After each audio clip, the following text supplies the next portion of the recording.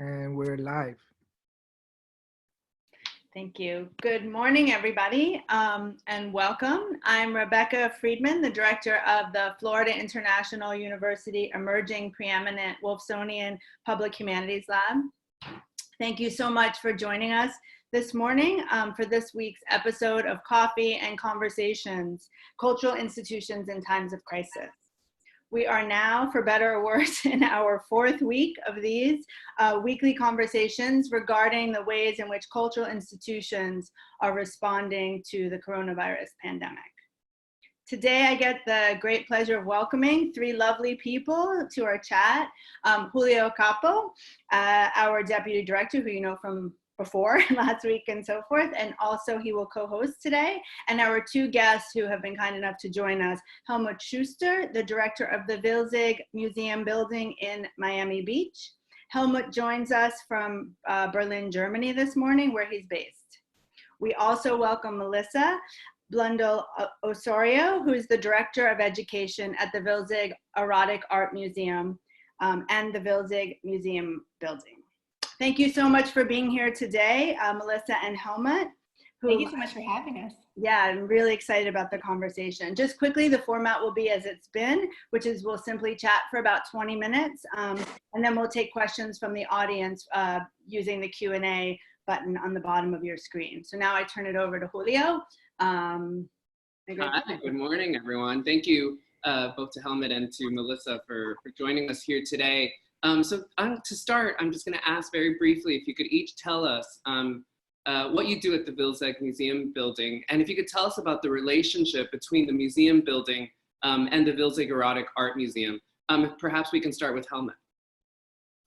Okay, so hello Miami, good morning Miami, I miss you. I miss my motorcycle, I miss my friends, I miss my empanadas, so it's so nice to be in a conversation. Okay, you said if things should be not longer than 3 minutes, but this is a long story.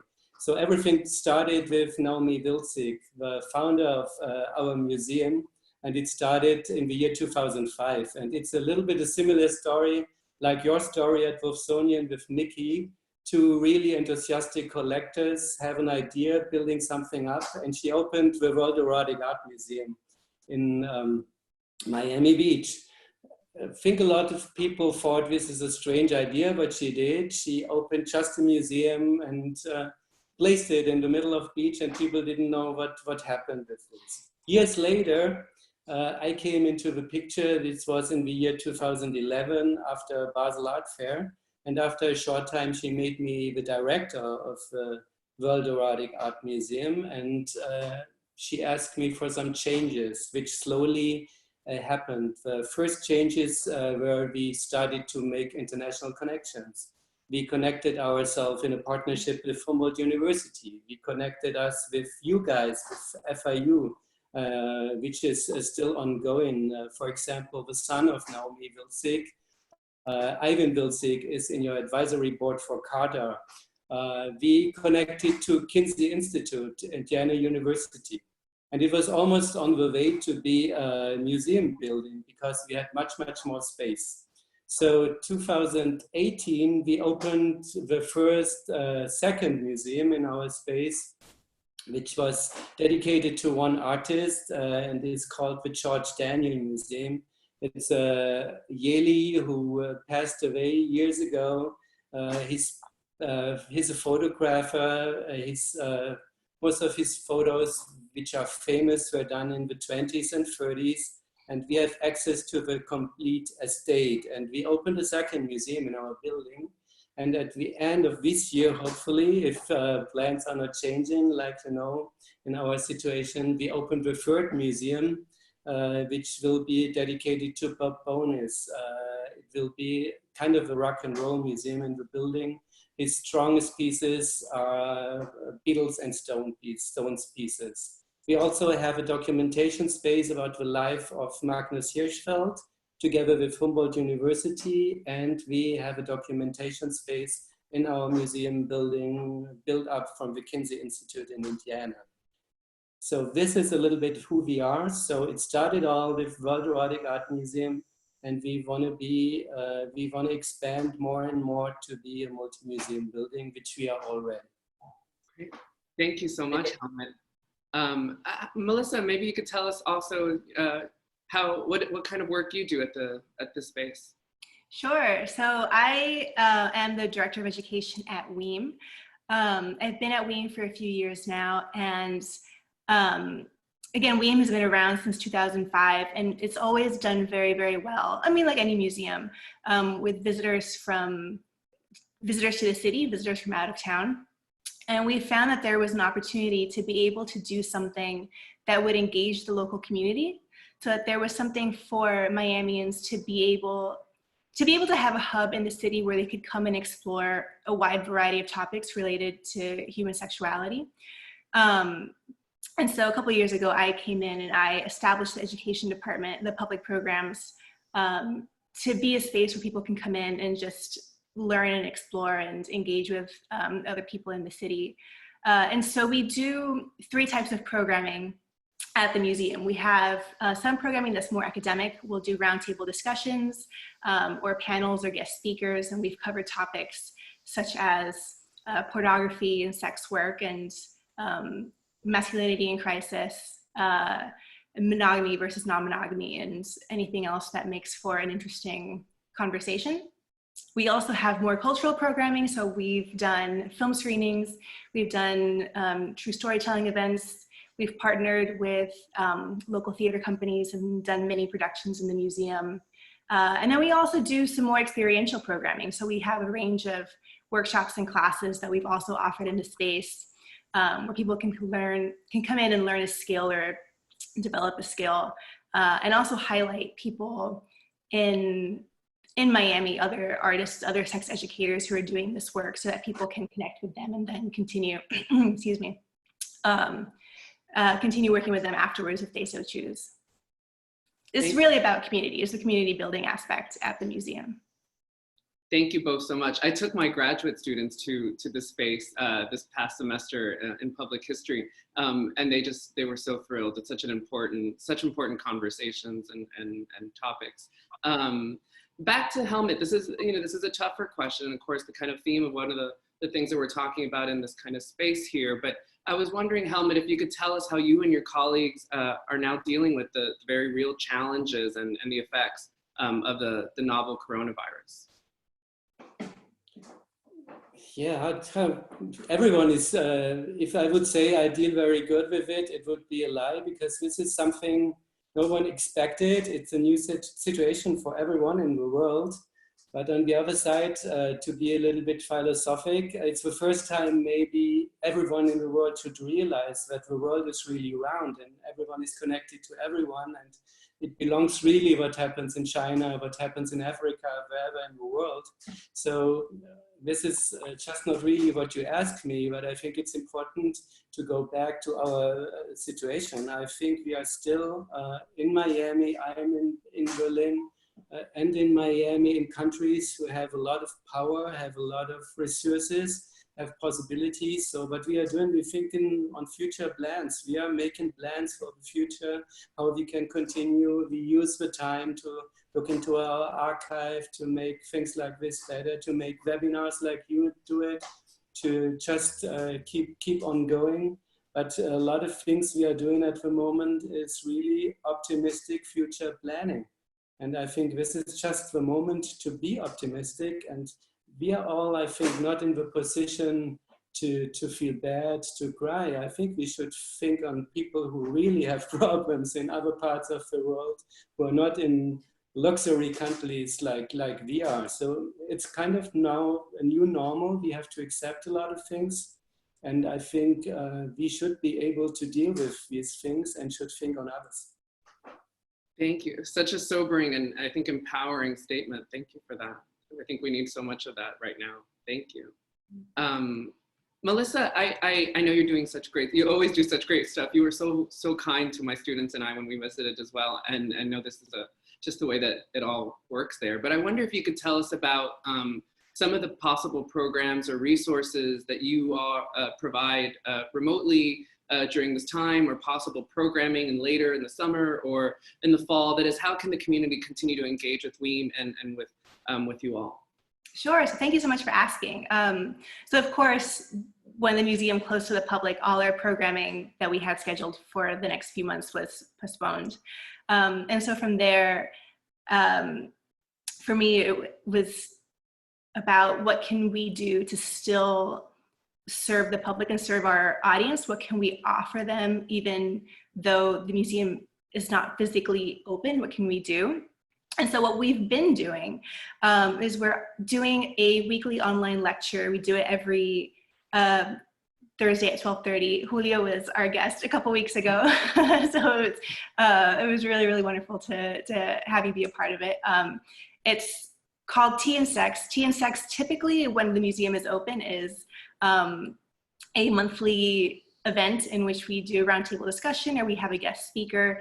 And so we've adapted that to be an online program for the time being, where every week we have a guest speaker, either an artist or an academic or a sex educator, who will give a talk on virtually any topic related to human sexuality. We've touched on a wide range. We had Julio talking about queer history in Miami. We've had artists talk about their work. Today we have a guest, Hannes Haka, who curated an exhibition that was on view at WEAM, The Eroticism of Things. I expect that this will probably continue for a little while, because even when we get the green light to be able to open the museum, we probably won't be able to start doing programming with larger numbers of people quite yet. So likely we'll be doing the online programming for at least a couple more months minimum.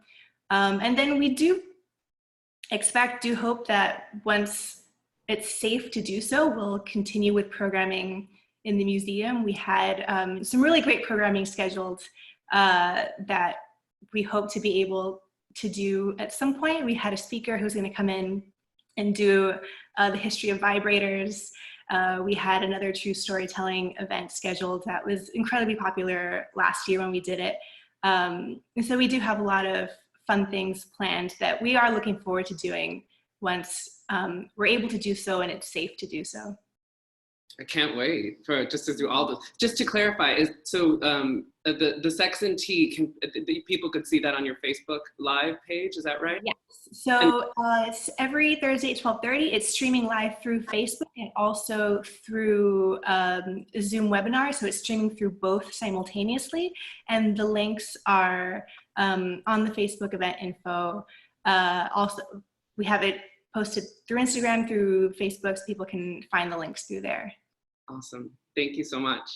Helmut, so now, Melissa told us about some of the things the space is doing, right, for the community. I wonder if you could tell us about some of the best ways that the community could also now support you all during this time and support the work you all are doing. I think we are so similar, like what you are doing. I think the best thing, and hopefully it comes very soon back to this moment, be a part of our community and come as often as you can and visit the museum. There's so many things to see. Visit our real seminars, go to our web pages. I don't think this is so different. I think the only thing which is maybe different with us is that people still have something in their head that this is dangerous, difficult to go to a museum which is dedicated to sex. But again, and this was always very important for Naomi Wilzig, the founder. We don't speak about pornography, we really speak about art. And I think just in these times, and we have it all over the world, it's in almost every country that discrimination comes back, in Russia and Turkey, wherever, which is sometimes connected to sexual reasons. I think it's very important to have places where you can openly speak and could be safe. And also I think our museum is kind of a statement. I can tell just now in America, it's maybe a very good statement to have a museum like ours in Miami Beach, which is, like, always one of the best places in the world for gay people, for whatever, you come to Miami for different reasons, and it's very good to be placed in our museum. But to answer your question, keep contact, come, you're always welcome. Thank you. And to our viewers out there, at any moment during this webinar, there's a Q&A button at the bottom of the screen. Please feel free to ask questions, and Rebecca and I will kind of coordinate that as we wrap up the interview. So we can, certainly please do that at any point.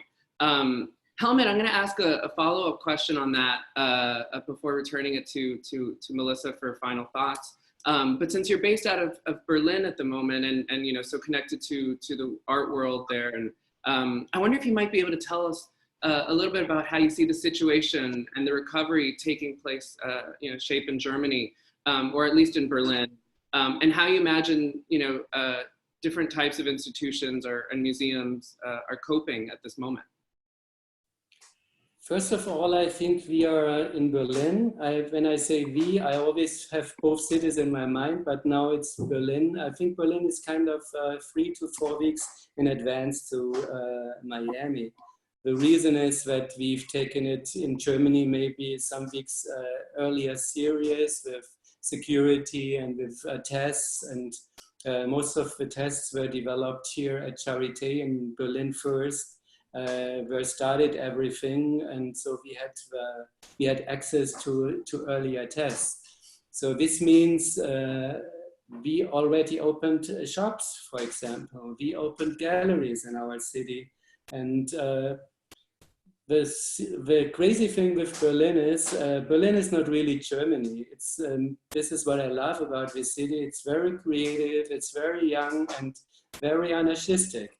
But anyway, we have in Berlin the best numbers, and we don't have really a big rate of new coronaviruses every day. Bavaria, which is a more strict countryside in Germany, they have much higher numbers.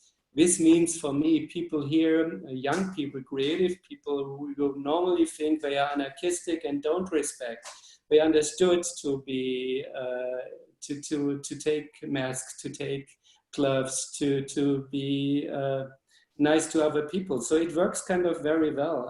I don't. It's sad to say because I follow every day the numbers in America, but we are close to normal, and people accept a lot of things now. And the art scene, for example, but I know the same things are happening all over in America. We had 10 days ago, something like artists made an exhibition on private balconies. So you could walk through the city and saw art exhibitions on private balconies. And online you could go through a list where you find these places and could see an exhibition from outside. Or there are concerts on balconies in the evenings and things like this. So it's all the bad things which happen, they created a lot of good things. And again, sorry for being so moralic or whatever, but I think it's just, this is maybe just also a test for other things which are already in the air. So we already speak about climate change, and I think this crisis is connected. And I think we should use this as a playground to learn to deal with things like this. And to answer your question, I think Berlin up to now didn't deal too bad with it.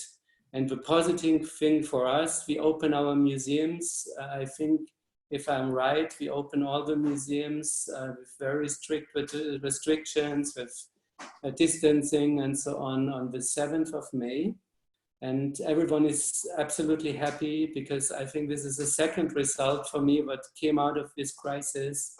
How necessary art is, how necessary museums are. People really dying for going back to museums. And when the shops opened, they were not really crowded, they were not full, but everyone speaks about coming back to museums. Everyone speaks about coming back to a restaurant and meeting people. This is what counts. So shopping is maybe not as important as we thought in the past. Thank you so much for that. Goodness, no apologies at all. That is, you're connecting. I'm so grateful that for the connecting all the dots that need to be connected, and for all the liveliness of that debate and conversation. Thank you so much. Melissa, as we wrap up and move into the Q&A, are any last thoughts? If anything you really want us to know, and how you see any of this, and yeah. So it's definitely been an interesting time. I think one of the things that I think is really special about WEAM and what drew me to the museum in the first place, or to sex museums in general, is that it's really interesting to me that I think most people don't realize just how much our attitudes around sex and gender affect so many different areas of our life, of our personal lives, and our society. And I think WEAM is a place where people can start to explore that a bit more and just learn more about it, learn about all the different ways it affects our personal lives, our social lives, and several different elements of what we think is normal and how things should be. And so, yeah, it's a great place to visit. As soon as we're open, I really do encourage people to come check out our exhibitions, because it's really just a fascinating collection. And eventually we will be able to have programs in the space once again. And in the meantime, I invite people to join us for our online lecture series. I wanted to do one last thing that I forgot before. People can actually join our email list to learn about our upcoming talks, the lecture series that we do each week. They can actually text the word museum to the number 345345. Then they'll be prompted to enter their email address and then add it to our mailing list. Oh, wow, I didn't know that. That's great. I feel so inspired. This has lifted my spirits. Both of your responses have made me so these are necessary things to say, and important conversations. So just thank you both for your insight and perspective. And with this, I turn it to my colleague, Rebecca Friedman, who will do the Q&A part. Thank you both. Thank you. Yes, thank you both so much, all of you very much. I'm going to start with a question from our wonderful colleague, Ana Menendez, author extraordinaire. So she has a question for Helmut. She mentions, and I concur, that basically Americans have been very much inspired by the ways in which Germany has responded to this crisis. So she asks, from your perspective there in Germany, in Berlin, what advice do you have for universities and even local governments about supporting their museums and other civic institutions in this time of crisis? It's not an easy one, but I think a really important question. I think what is really what I learned, the most important thing is to trust people. I think the whole thing, what we are going through, is very dangerous. And if I tell you now this, I'm going to a very dangerous field, because I think in America I see a lot of misinterpretations of this idea. I think we are in the balance to save what we call democracy, where we have a lot of rights which we easily give up at the moment. But the point always is to give it up because you like to give it up, because you understand it. And I think at this time to have dialogues and everyone goes with you, that it's not a state has the opportunity, or a city or university, to give regulations. But if you just give regulations, you lose your democracy. If you take everyone into the boat and everyone understands it and wants to be a part of it and goes the same direction, then I think it works very well.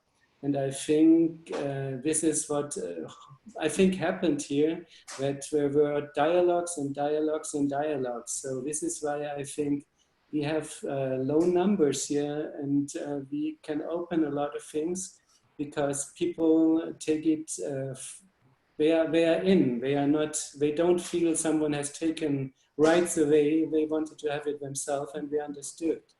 So I think for universities, everything, or for cultural institutions, to keep contact, to stay even more in dialogue with everyone. This is the most important thing for everyone at the moment. To take everyone, poor and rich, black and white, whatever, everyone should understand that this is connected. And I think I'm not in the position to criticize, but I think this is what we maybe made a little bit better when it was done in America. I think that's very fair. And I really appreciate that answer to that somewhat complicated question, because it seems that the answer in many ways resides in community. And that gets me to a question, if I can use my privilege of being host to ask a question to Melissa, which is my question, which is really a kind of general question about WEAM. And I'm thinking about that in the context of kind of Europe, Berlin versus Miami Beach, the US. If you could talk a little bit about, because you began by saying you're very interested in engaging with communities, which I understand the museum does. Can you speak a little bit about some of the obstacles to engaging with communities, given the content of your museum within the US or even Miami and Florida in these times? And thinking about it, if it were in Berlin, it would maybe be a different story. I mean, I know South Beach is particular, but if you could just talk a little bit about some of the resistance to the museum. Sure. So I think that's interesting. That's a great question, because it's definitely something that we've encountered obstacles in trying to get the word out about who we are and what we do, for sure. It can be challenging in that some traditional methods of advertising are not really available to us. Many times we will try to advertise on Facebook, or even like boost a post on Facebook, like not necessarily. And I, at this point, have like their entire community guidelines memorized, and I don't submit anything that I don't think is against their guidelines. But even then, they'll still, they won't approve a particular ad, or it might run for a little bit, and they think I assume that it probably just gets flagged by someone flags it, and then they take it down. So it can be challenging, and I feel like they've actually gotten stricter in recent months. And it's been just harder and harder to just promote anything that we do through that platform. So it can be challenging just from even getting the word out about what we do. In terms of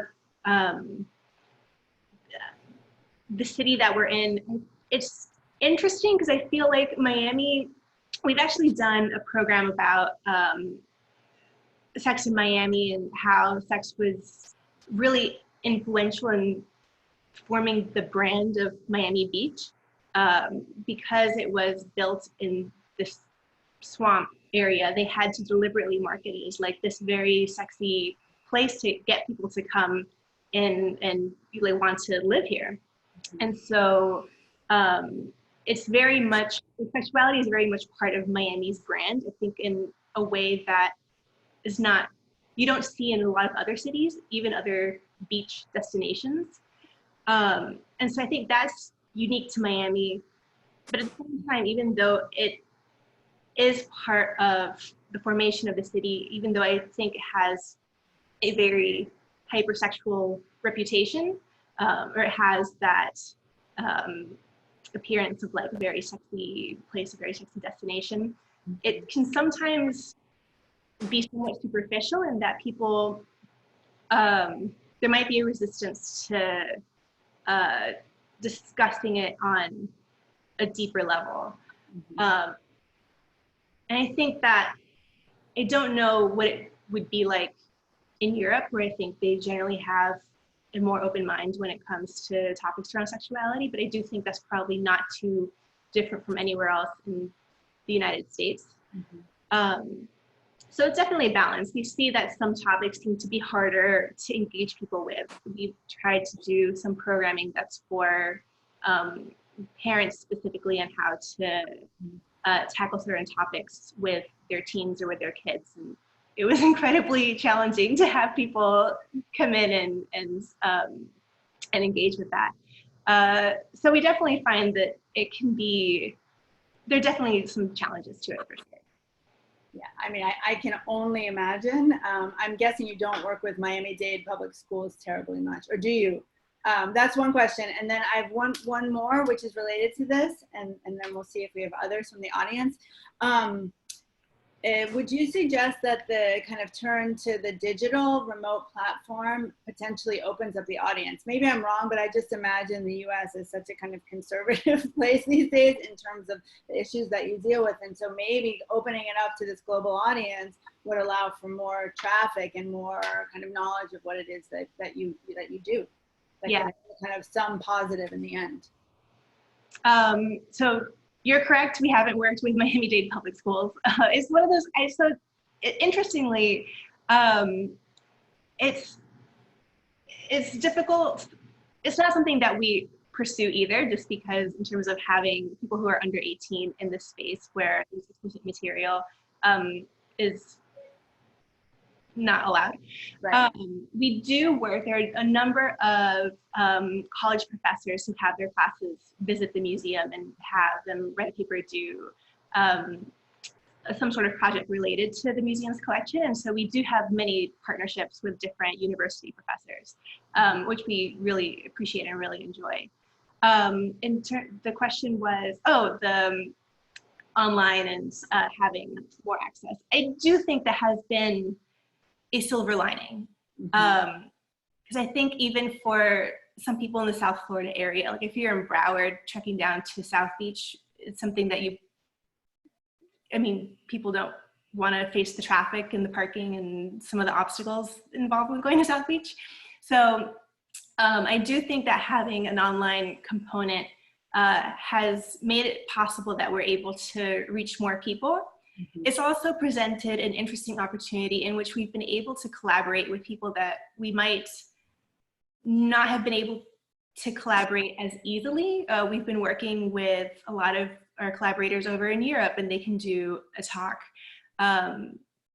because we're able to do that virtually, which is just much more challenging, when you have to fly them across an ocean to be able to be in the space.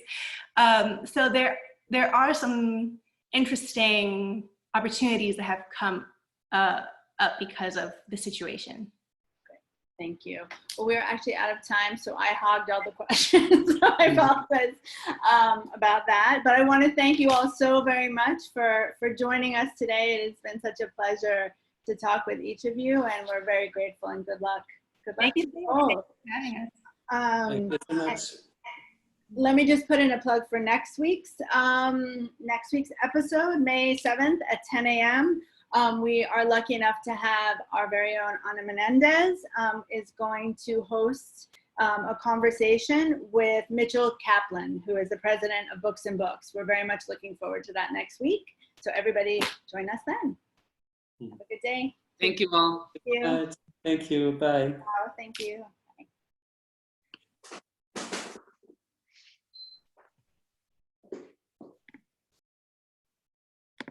Bye.